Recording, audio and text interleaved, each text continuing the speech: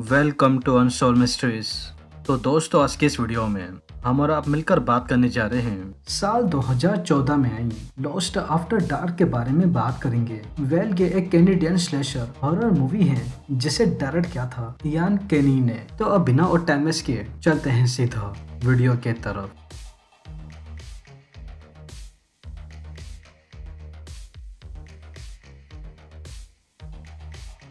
So all right, movie की starting year 1977 country of America Michigan city के एक छोटे से जंगल को दिखाकर होती है, जिसमें हम सभी ही इस जंगल के अंदर एक बड़ी ही पुरानी से खंडर सी टूटे फूटे से केबिन को देख पाते हैं, जो कि उस केबिन के अंदर कोई सोफी नाम की लड़की वो बुरी तरीके से चिल्लाकर किसी आदमी से उससे अपनी जान बचाने की कोशिश कर रही होती है। तो बस उसी ही चीज को देखते हुए सोफी वो भागते भागते केबिन के बाहर तक आ गई थी और ऑब्वियस सी ही बात थी कि अंधेरे में ना देखने के कारण गलती से झड़े के अंदर पड़े हुए बेयर ट्रैप के अंदर सोफी वो हर बड़ी में अपना पैर उसके अंदर फंसा लेती है। तो जिसके चलते सोफी ये इस वियर्ड सी जगह पे अच्छी तरीके से फंस चुकी थी, क्योंकि उस बेयर ट्रैप की वजह से ये भागना तो दूर खड़ी भी नहीं हो सकती थी। तो अब जाहिर से ही बात ही होना क्या था, सोफी ये अब तक जिस आदमी से अपनी जान बचाने की कोशिश कर रही थी वो अचानक से ही ठीक सामने की तरफ से भागते हुए इसकी तरफ आ जाता है, जिसका चेहरा हम सभी फिलहाल के लिए देख नहीं सकते, बट आगे डेफिनेटली जरूर देखेंगे। वो क्रीपी सा आदमी सोफी के पास आ उसके सर के बालों को पकड़ बुरी तरीके से बालों सहित खींचकर उसके सर को बीच में से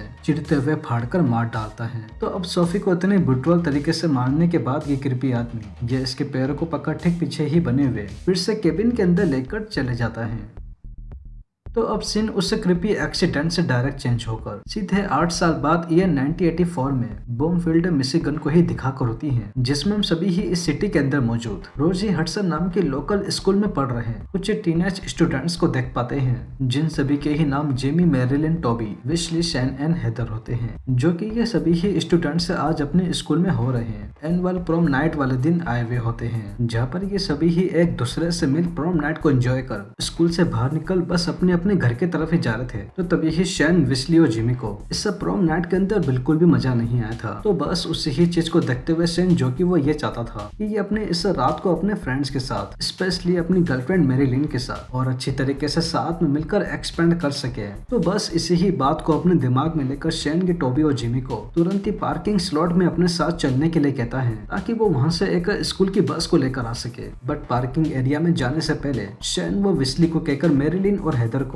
स्कूल के टेक अवे एरिया में लाने के लिए उनको कहता है, ताकि वो बस से उन तीनों को ही वहाँ पर बाद में पिकअप कर लेंगे। तो बस सब सीन डायरेक्ट पार्किंग स्लॉट की तरफ फोकस करता है, जहाँ पर सैन, टॉमी और जिमी की मदद से बस को जैसे तैसे चालू कर पार्किंग एरिया से निकल अपने बाकी फ्रेंड्स मैरिलिन, विस्ली, हेदर को टेक अवे से पिकअप कर टाउन के ही लोकल डाउनटाउन के काउंटी साइड की तरफ निकल जाते हैं। तो अब स्टोरी के सेकंड हाफ में सब कुछ इतना अच्छा परफेक्ट देखने और सुनने के बाद अब आखिर में दिक्कत कहाँ पर आती है। तो दिक्कत और कहीं नहीं बल्कि इन स्टूडेंट्स की बस के अंदर ही होती है। अब वो कैसे, तो आइए अच्छे से देखते हैं। दरअसल जिस बस के अंदर के सभी ही स्टूडेंट्स बैठे थे उसका कुछ ही दूर टाउन से बाहर आती है, जिधर आसपास इन स्टूडेंट्स के अलावा कोई था ही नहीं। अनफॉर्चुनेटली एकदम से इनकी बस का पेट्रोल सड़क के बीच रास्ते पे ही अचानक से खत्म हो जाता है। तो अब इस ट्रिकी अनएक्सपेक्टेड सिचुएशन को देखे सभी ही, जिनके पास और कोई चारा ही नहीं था बस से बाहर निकलने के अलावा, ताकि ये सभी ही इस वियर्ड से सुनसान से इलाके से जल्द किसी की मदद लेकर इधर से निकल सके।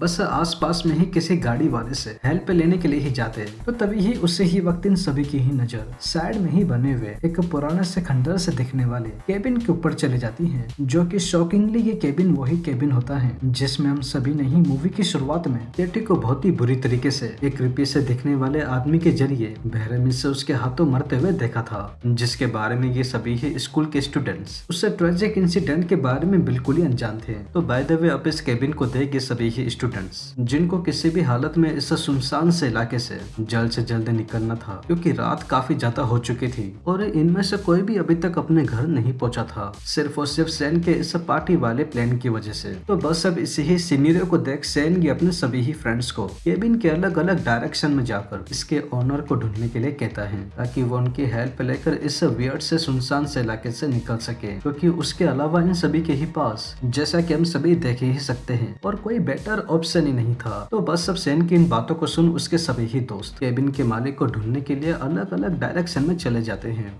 और बस ठीक इधर से ही ये मूवी एट द एंड तक एक बहुत ही बड़े लफड़े की तरफ जाने वाली है।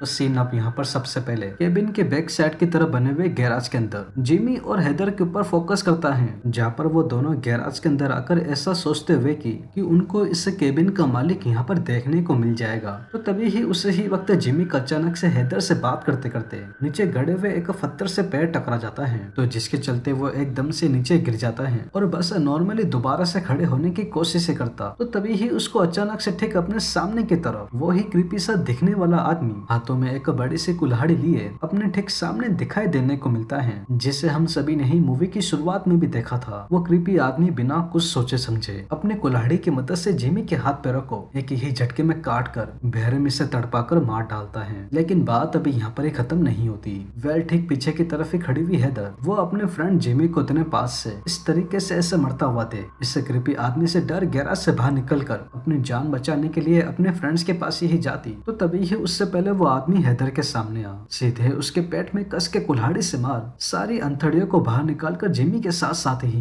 बेरहमी से मार डालता है। तो अब जिमी और हैदर के गैराज के अंदर इतने भयानक तौर पे मरते ही सीन अब इंस्टेंटली यहाँ से चेंज होकर केबिन के फार्म हाउस की तरफ शैन के ऊपर फोकस करता है। शैन के अपने फ्रेंड जिमी और हैदर की मौत से एक तरफा बिल्कुल ही अनजान केबिन के ओनर को फार्म हाउस के अंदर ही ढूंढ रहा था। तो उसे ही वक्त वही क्रीपी सा आदमी जिसने अभी थोड़ी ही देर पहले हैदर और जिमी को मारा था, वो अब अपने सामने अपने फार्म हाउस के अंदर शैन को देख सीधे खिड़की से कूदकर अंदर आ पास में ही पड़े हुए एक जंग लगे हुए सलिया को ले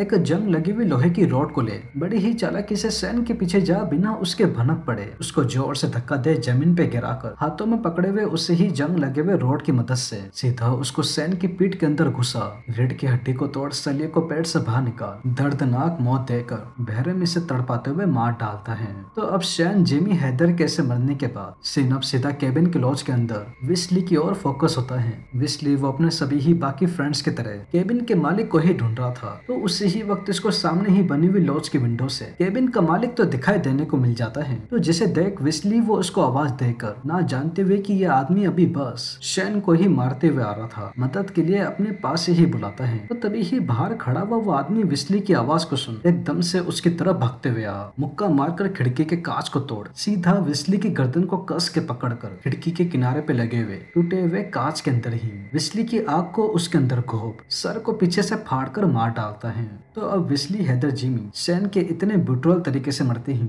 सीन अब लास्ट एंड फाइनल बार इससे मूवी की एंडिंग की तरफ फोकस करता है। मैरीलिन वो इस पूरे इंटायर केबिन के अंदर इसके मालिक को ढूंढते ढूंढते अंदर से काफी ज्यादा फ्रस्ट्रेट हो चुकी थी और बस अपने सभी ही फ्रेंड्स को आवाज देकर बुलाते ही हैं, बट इसका एक भी सिंगल फ्रेंड केबिन के एरिया से बाहर ही नहीं आता। अब इसके पीछे का रीजन क्या था तो वो हम सभी देखते हुए आ रहे हैं। तो अब काफी देर तक अपने फ्रेंड्स को ऐसे आवाज देने के बाद मैरीलिन वो इससे अनएक्सपेक्टिंग मैटर के बारे में कुछ करती ही तो तभी ही इसकी नजर ठीक सामने की तरफ ही झाड़ियों के ऊपर पड़ जाती है, जहाँ पर इसको उन झाड़ियों के अंदर शॉकिंगली वही क्रीपी सा आदमी दिखाई देने को मिलता है जिसने इसके सारे फ्रेंड्स को एक एक कर बहुत ही बुरी तरीके से मारा था, जो कि वो बड़ी ही चालाकी से झाड़ियों के अंदर बैठकर उसको ही देख रहा था। तो बस अब इस होश उड़ा देने वाले सीन को देख मैरीलिन ये इस आदमी से डरकर इधर से भागती ही तो तभी ही भागते भागते अचानक से मैरीलिन का पैर एक बियर ट्रैप के ऊपर पड़ जाता है, जिसके चलते अनफॉर्चुनेटली इसका पैरों के जॉइंट के वहां से आधा ही कट जाता है। तो बस सब होना क्या था, जैसा कि हम सभी अच्छे से देख ही सकते हैं कि नहीं तो अब मैरीलिन भाग सकती थी और न ही इसकी जान बचाने के लिए कोई आने वाला था। वो क्रीपी आदमी एकदम से मैरीलिन के पास आ सीधे उसके मुंह में अपने हाथों को डाल बीच में से उसके चेहरे को फाड़कर बेरहमी से जान से मार डालता है। और बस मैरीलिन के ऐसे मरते ही हमारी ये मूवी एक टिपिकल एंडिंग के साथ ठीक इधर ही एंड हो जाती है। वेल अब आप सभी ही सोच रहे होंगे कि आखिर में उस क्रीपी आदमी ने उन सभी ही बच्चों को बिना किसी रीजन के किस लिए मारा। तो इसका पीछे का रीजन बड़ा ही सिंपल है कि उस आदमी का नाम मार्क जॉन वे था, जो कि वो पिछले 25 साल से शेरिफ की नजरों से बचकर टाउन से बिल्कुल ही दूर सुनसान से इलाके पे एक खंडर से फार्म हाउस के अंदर छुपा बैठा हुआ था, क्योंकि वो आदमी को छोटा मोटा आदमी नहीं बल्कि एक बड़ा ही खतरनाक सडास्टिक किलर था जिसने इन सभी ही बच्चों को मारने से पहले कई और लोगों को भी बिना किसी रीजन के मारा था, जिसका एक बहुत ही बड़ा नमूना हम सभी ने मूवी के स्टार्टिंग में देखा था। बाकी रही बात वेस्ली और उसके फ्रेंड्स की, तो वो सब तो गलत समय पे गलत जगह अपनी ही गलती की वजह से मारे गए थे, क्योंकि अगर वो सभी ही प्रॉम नाइट के बाद बाकी स्टूडेंट्स के तरह अपने घर चले जाते तो प्रोबेबली उस आदमी के हाथों नहीं मरते। बाकी फिर आप सभी ही तो उसकी आगे की कहानी तो जानते ही हैं। वेल, अगर आप इस मूवी को स्टिल पर्सनली देखने में बिलीव करते हैं तो आप सभी को ये मूवी यूट्यूब पे सर्च करने पे मिल जाए तो ठीक है, वरना आप सभी मुझे इंस्टा पे मूवी के लिंक के लिए मैसेज कर सकते हैं, जिधर मैं आप सभी को इस मूवी का डायरेक्ट लिंक दे दूंगा। बाकी अब रही बात की ये मूवी हिंदी में डब है कि नहीं, तो well at the present moment जहाँ तक मुझे पता है वहाँ तक ये मूवी हिंदी में डब नहीं है, बट स्टिल इसकी स्टोरी और कॉन्सेप्ट इजी टू अंडरस्टैंड है, जिसको आपको देखकर बिना किसी परेशानी के आप सभी को बहुत ही आसानी से समझ में आ जाएगी। बाकी अगर मुझसे इस मूवी के एक्सप्लेनेशन को लेकर कोई गलती हो गई हो जिसको मैं कवर करना या फिर बताना भूल गया हूँ तो प्लीज मुझे कमेंट्स करके जरूर बताइएगा। तो वेल दोस्तों, यही थी लोस्ट आफ्टर डार्क मूवी की एक्सप्लेनेशन एंड आई होप आप सभी को ये वीडियो जरूर पसंद आई होगी। और अगर वीडियो पसंद आई हो तो चैनल को सब्सक्राइब किए बिना और वीडियो को लाइक किए बिना बिल्कुल भी मत जाइएगा, क्योंकि मैं अपने आने वाली वीडियो में ऐसे ही और मूवीज के एक्सप्लेनेशन लेकर आता रहूँगा। तो तब तक के लिए take care and peace out.